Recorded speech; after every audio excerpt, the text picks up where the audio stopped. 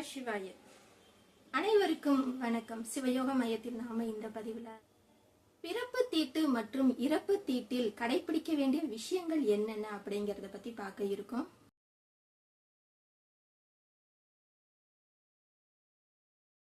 ஒரு மனிதன் பிறந்தாலும் தீட்டு ஏற்படும், இறந்தாலும் தீட்டு ஏற்படும்.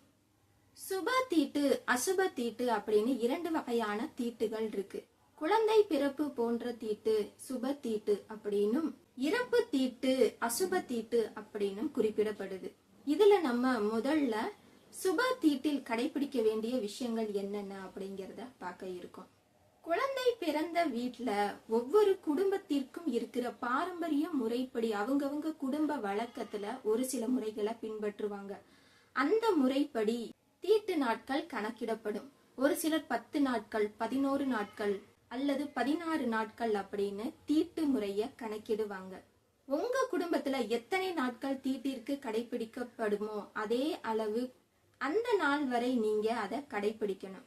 ஆனா பொதுவான பலனாக நீங்க பாத்தீங்கன்னா 16 நாட்கள் தீட்டு காலம் கடைபிடிக்கப்படுது. 16வது நாள் புண்ணிய தானம் செய்து அதன் பிறகு வீட்டில் விளக்கேற்றி இறை வழிபாடு செய்யணும். 30 நாள் கழித்து கோவிலுக்கு செல்லலாம். இந்த தீட்டு கடைபிடிக்கிறது குழந்தை பிறந்த வீட்டை சேர்ந்தவர்களுக்கு மட்டுமே.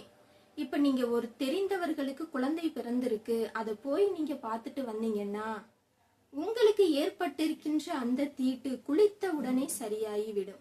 அதனால தெரிந்தவர்கள் குழந்தையை நீங்க பார்க்க போனீங்கன்னா தலைக்கு குளித்த உடனேயே அந்த தீட்டு உங்களை விட்டு சென்றுவிடும். அதற்கு எந்த ஒரு கால நிர்ணயமும் இல்லை. அடுத்து நம்ம பார்க்க இருக்கிறது இறப்பு தீட்டு. இறப்பு தீட்டு அப்படிங்கிறது ஒவ்வொருவரின், அதாவது இறந்தவரின் உறவுகளை பொறுத்து கால நிர்ணயம் செய்யப்பட்டு இருக்கு. ஒரு மனிதரின் தாய், தந்தை, கணவர் இறந்தார் 1 வருடங்கள் தீட்டு காலமாக குறிப்பிடப்படுது.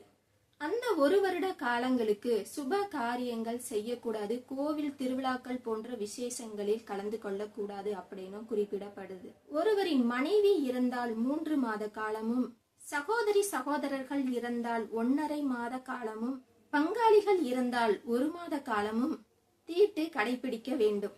இந்த காலகட்டத்துல புது ஆடைகள் அணியக்கூடாது. கோவில் திருவிழாக்கள், பூஜை, யாகங்கள் போன்ற காரியங்கள்ல நம்ம கலந்து கொள்ளக்கூடாது.